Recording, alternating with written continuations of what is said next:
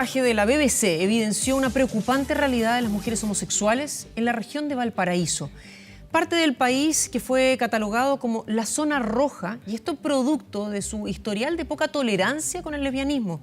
Una situación que preocupa a la comunidad LGTBI y que ya lleva 3 muertes de forma misteriosa, decenas de ataques a mujeres que se les conoce como las camionas, producto de su apariencia deliberadamente masculina. Queremos conocer y analizar en detalle esta problemática y para eso vamos a tomar contacto con la académica de la Escuela de Sociología de la Universidad de Valparaíso, Alejandra Ram. Alejandra, muy buenos días. Hola, muy buenos días. Alejandra, además de estar en Valparaíso, quisiera saber su opinión respecto de si efectivamente esta se considera una zona roja para las mujeres lesbianas. Bueno, estadísticas que validen eso no hay, pero efectivamente la atrocidad y la regularidad con que han sucedido estos crímenes contra mujeres jóvenes, efectivamente vestidas de manera masculina, ciertamente señalan que es una zona con poca, donde hay grupos, diría yo, no diría nunca que es toda la población que está teniendo unas conductas francamente brutales y atroces hacia este tipo de mujeres. Ahora, yo creo que claramente esto no es un fenómeno exclusivo, ni mucho menos de la quinta región. O sea, aquí ha salido de manera terrible un problema que sin duda afecta a todo el país. Ahora, para aquellos que no los conocen, hagamos un repaso muy breve de lo que fueron estos 3 casos tal vez emblemáticos desde el 2008, de la muerte de estas mujeres que además no tienen condenados en su gran mayoría. Perdón, no te escuché. Si podemos hacer un repaso muy cortito para aquellos que no lo conocen de estos 3 casos emblemáticos. Es que ha sido básicamente casos de mujeres muy jóvenes, estamos hablando de 19, 20 años, de orientación sexual lesbiana y que además se visten, como bien dijiste tú, de manera camiona. O sea que efectivamente ellas buscan replicar en la forma en que se visten la masculinidad, ¿cierto? Entonces usan polera, gorro, pelo corto. Entonces se trata de mujeres que su vestimenta reproducen la masculinidad y ellas han sido asesinadas de manera brutal, y lo más brutal tal vez también es que no ha habido ningún avance en las investigaciones. Y evidentemente si uno puede decir que aquí hay una falencia, ¿cierto?, de las autoridades, de las policías y del Ministerio Público, pero ciertamente también esa falta de avance tiene que ver con un silencio general en torno a este tipo de casos. O sea, es muy extraño que no haya ninguna pista, que nadie haya visto nada, y eso es, yo diría, desde la sociología el mayor problema que muestra esto, de una sociedad que está mirando hacia el techo, y el mirar hacia el techo, las consecuencias que tiene es que están siendo asesinadas de manera atroz estas mujeres jóvenes. Ahora, no solamente se trata de una sociedad que podría o debería ser más tolerante, sino que del respeto por el individuo, porque aquí, tengo entendido, no son necesariamente las parejas las que son atacadas, como por ejemplo en el caso de Carolina Torres aquí en Santiago, sino que son solamente un tema de la apariencia, lo que estos grupos aparentemente no toleran y por eso las atacan.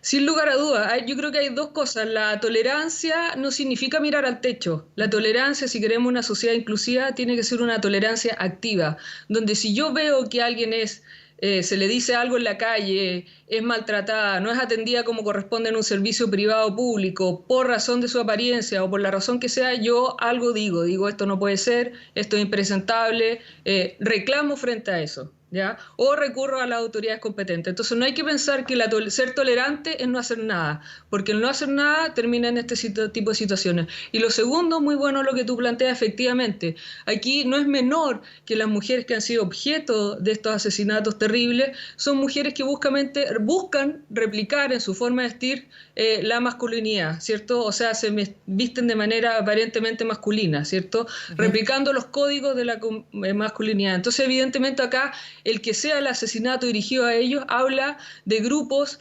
que su propia masculinidad es una masculinidad muy frágil, ¿cierto? Que se siente amenazada porque hay mujeres que están replicando sus estándares de vestirse. Entonces hay una masculinidad que es muy frágil y que tiene que recurrir a estos crímenes horrorosos para reafirmarse a sí mismo, y eso es muy preocupante.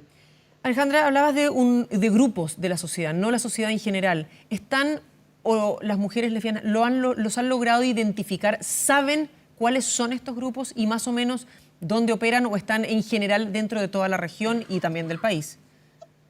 Bueno, lo que ha salido en los medios, ciertamente, ¿cierto? Que hay ciertos grupos neonazis y siempre hay gente que está buscando reafirmar. Además, lo grave es que se busca reafirmar una masculinidad que hoy día en el siglo XXI debería ya estar en el pasado, ¿no? Una masculinidad que solo se afirma en la fuerza, digamos, en la conquista sexual, en ese tipo de cosas. Entonces, es un síntoma que habla muy mal de cómo se está construyendo la masculinidad en nuestro país, sin apelar a otros elementos muy importantes de la masculinidad, ¿cierto? Por ejemplo, la paternidad, por decir alguno.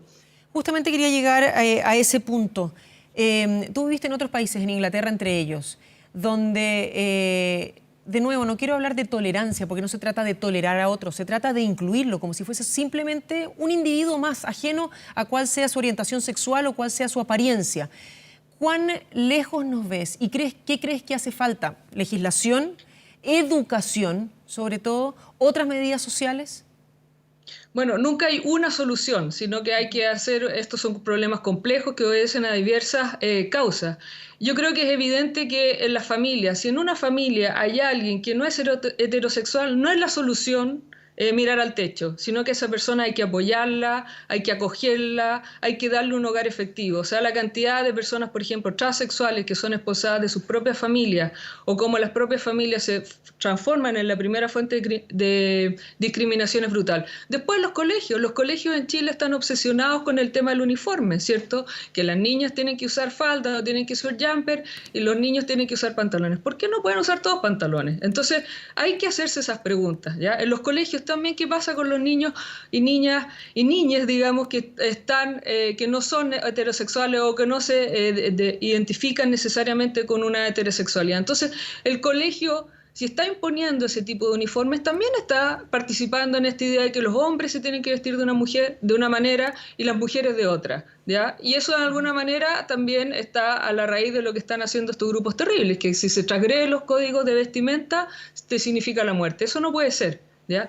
En la universidad y la legislación, sin lugar a dudas. O sea, acá además tiene que haber más diligencia. No puede ser que cometan todos estos crímenes horrorosos. Además, extrañamente son mujeres de bajos ingresos y nuevamente la justicia en nuestro país tiene un largo historial complicado en cómo trata a los grupos de distintos ingresos. Entonces acá hay varios temas que se juntan. Y lo último es que, vuelvo a insistir, acá no es tolerar, tiene que ser una tolerancia activa para que haya una sociedad inclusiva, donde tal como tú dices, la orientación sexual, cómo te vistas, tu partido político o lo que sea, no sea condición para que termine asesinado de esta manera atroz. Ahora, la ampliación de la tipificación del delito de femicidio. ¿Sienten ustedes que con estas nuevas herramientas se va a poder tener una realidad más segura para las mujeres o no necesariamente? Bueno, sin duda que el avance en la legislación es muy importante, porque la legislación siempre es el rayado de cancha y donde un país establece, sobre todo en el Código Penal, conductas que son francamente intolerables, donde la sociedad como sociedad decimos, mira, nosotros estamos absolutamente en contra y condenamos estas cosas, que son cosas mínimas y básicas. Entonces lo importante de la tipificación del femicidio y las mejoras que se han hecho es avanzar en ese sentido, ¿ya? Pero sabemos muy bien que ley sin fuerza, en el sentido sin recursos no solo para castigar, sino también para formar, para enseñar, para que la gente aprenda, también es muy importante. Ahora, la marcha que tuvimos durante la semana pasada, la Marcha del Orgullo, ¿cuánto colabora en avanzar y cuánto en generar rechazo? Bueno, la Marcha del Orgullo es una de las marchas paradigmáticas, ¿cierto? En torno a la cual se forma y justamente, ¿por qué se hace una marcha y por qué se sale públicamente? Porque todo lo que ha hecho la sociedad ha sido marginar a los grupos LGBTI, ¿cierto? La psicología le ha dicho que son desviados, ¿para qué decir las iglesias como los condenan, ¿cierto? Se le asocia a todo tipo de males. Entonces lo que hace la marcha es mostrar, mira, aquí somos seres humanos como todos, disfrutamos de la vida, somos parte de la sociedad. Entonces ese es el sentido de esa marcha, que es una celebración, de decir, oye, nosotros no tenemos por qué esconder vernos en el closet o donde sea, digamos. No tenemos por qué, porque no hay nada de que avergonzarse si es que tú amas a una persona de tu mismo sexo o has tenido distintas... entonces, no, esa es la que ha sentido esa marcha. Para tratar de generar empatía con la sociedad, la última encuesta, Rompiendo el Silencio, habla que el 75% de las mujeres lesbianas sufrió algún o ha sufrido algún tipo de acoso callejero. ¿Cuál es la realidad que se vive, ya no solamente como mujer, pero como una mujer que tiene otra pareja, que es otra mujer?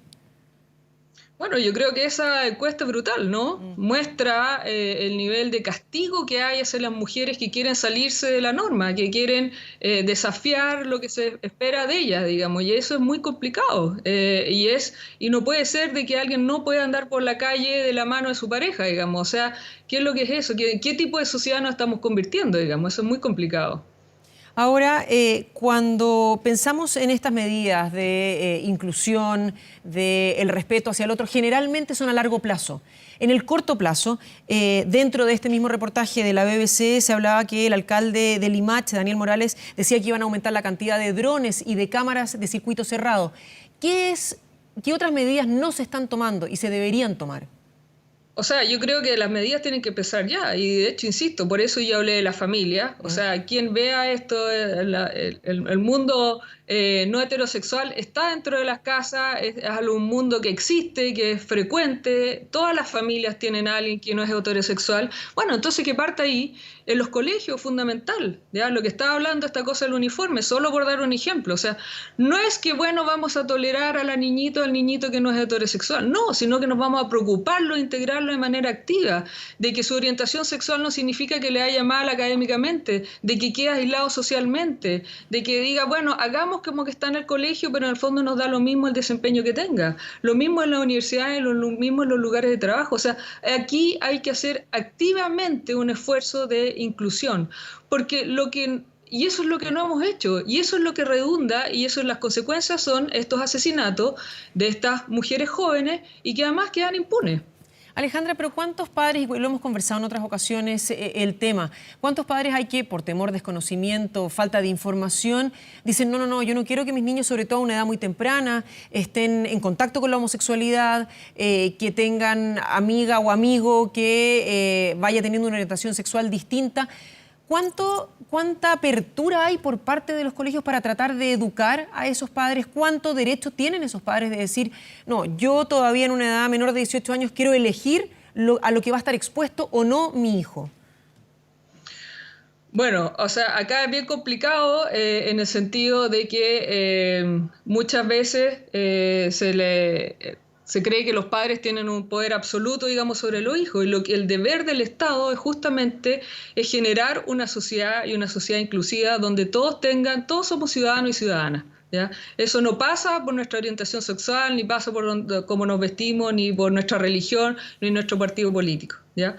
Entonces hay cosas básicas y mínimas que se tienen que enseñar, guste o no guste a los padres, ¿ya? Ahora, yo creo que si uno ve las generaciones jóvenes, no tienen ningún problema. Si alguien tuviera algún problema, generalmente se va a tratar de personas mayores, que sí a ellas les resulta más complicado, pero si uno ve las generaciones jóvenes, todo lo contrario, aparece como algo mucho más aceptado y no tienen esas complicaciones. Entonces yo diría acá el problema, la piedra de todo peso, es justamente grupos de adultos, ¿ya? Que tienen poder y que están a cargo de los colegios, que están a cargo de las leyes, que ellos son los que tienen conflicto básicamente, generalmente, ya sea por su orientación política o por su orientación religiosa, que son como los dos problemas ahí que, como sabemos, hay una larga historia, ¿cierto?, de las distintas iglesias de condenar la no heterosexualidad, y también efectivamente en grupos más conservadores de derecha que han sido muy fuertes en ese sentido. Pero incluso la derecha en Chile se ha abierto a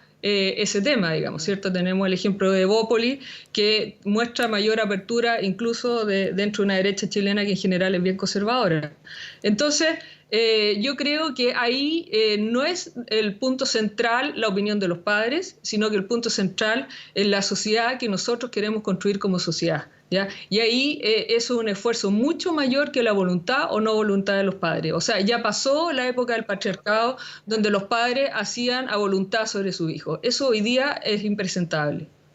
¿Tienen conocimiento de otras zonas, de otras localidades, de otras regiones en el país donde la intolerancia sea también más alta? Me refiero a lo que conocimos respecto de esta zona roja en la región de Valparaíso, pero hablábamos al comienzo de la entrevista que no es la única. Bueno, en concreto hay muy poca evidencia respecto de agresión. Acá estamos hablando de agresiones que tienen que ver, que son muy en el estilo Zamudio, ¿cierto? Por discriminación. Y lo que sí hay cifras es sobre violencia contra las mujeres. Y efectivamente hay zonas que son más fuertes y que muestran más altos índices de femicidio y de violencia contra las mujeres. Por ejemplo, la zona norte, pero también a la zona sur. O sea, no es... Yo quiero insistir acá, no es que hay una cifra que confirme a Valparaíso como una zona que destaca sobre el resto del país en atacar a personas LGBTI, ¿ya? De hecho, Valparaíso, por tratarse de un puerto, tiene una tradición global, es una sociedad cosmopolita, donde llega mucha gente, donde conviven muchas comunidades.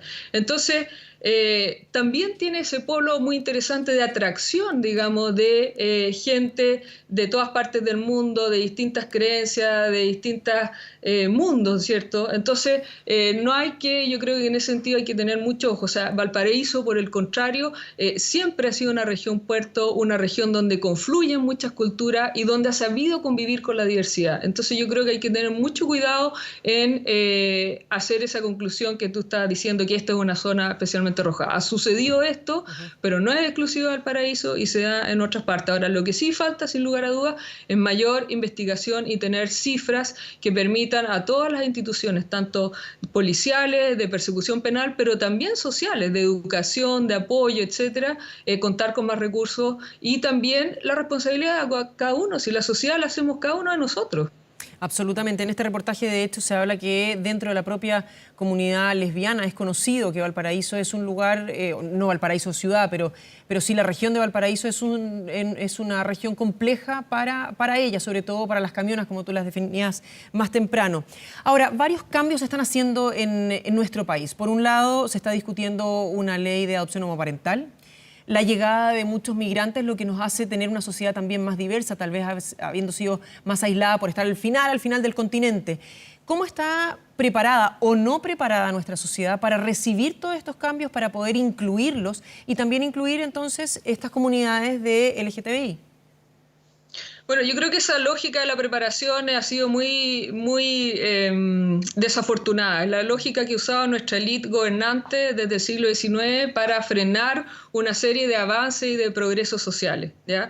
Eso en el fondo, y es también lo que hacen muchas veces, por ejemplo, los padres cuando no quieren que sus hijos ganen mayor autonomía. Aquí la pregunta no es si estamos preparados o no, eso porque es una pregunta, una forma de plantear el problema muy condescendiente y que sitúa el poder de decidir si alguien está preparado o no en quien tiene el poder, en la élite gobernante, que sabemos además en este país son muy conservadoras, ¿cierto? Y que han tenido mucho poder durante mucho tiempo. Entonces, la pregunta es, en el fondo, es ¿cómo nosotros nos hacemos cargo de esto? Y yo creo que en ese sentido la sociedad en general siempre ha demostrado en general estar mucho más avanzada que nuestra élite gobernante. O sea, la persona promedio de la calle tiene más tolerancia hacia los migrantes, tiene más tolerancia hacia el mundo no heterosexual de lo que lo han tenido nuestras élites. Entonces, no hay que delegar esa decisión en quienes ya tienen mucho poder, demasiado en mi opinión, sino que hay que de nuevo traerlo de vuelta a nosotros como sociedad, digamos. Y acá tampoco hay que pensar que solo el Estado es el que tiene la solución. O sea, como lo muestra muy bien el mundo no heterosexual, o sea, la cantidad de organizaciones, de grupos de apoyo que se desarrollan, organizaciones de base, eso es fundamental. Ahora, lo mínimo para que todo eso progrese es que haya reglas y normas que reconozcan en la práctica, en la realidad, no solo en el papel, el derecho de ciudadanía de todos y cada uno de nosotros. Y que cuando se transgreden esas cosas mínimas, como ha sucedido en estos asesinatos terribles, que haya una persecución penal efectiva. Alejandra Ram, muchísimas gracias por haber tenido esta interesante conversación con Canal 24 Horas. Muy buenos días. Muchas gracias, buenos días. Buenos días.